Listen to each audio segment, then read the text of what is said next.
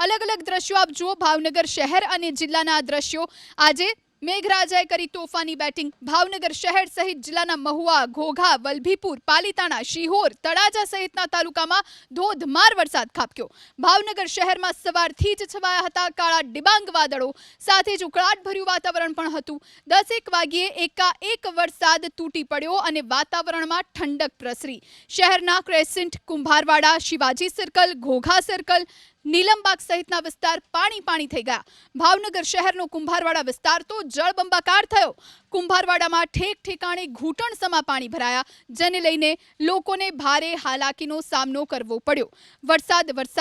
સામાન્ય વરસાદમાં ભાવનગર મહાનગરપાલિકાની પ્રી મોન્સૂન કામગીરીની પોલ પણ ખુલી ગઈ। કુંભારવાડાના મઢિયા રોડ પર વરસાદી પાણી ફરી વળ્યા તો ગરનાળા પણ પાણીમાં ગરકાવ થયેલા જોવા મળ્યા।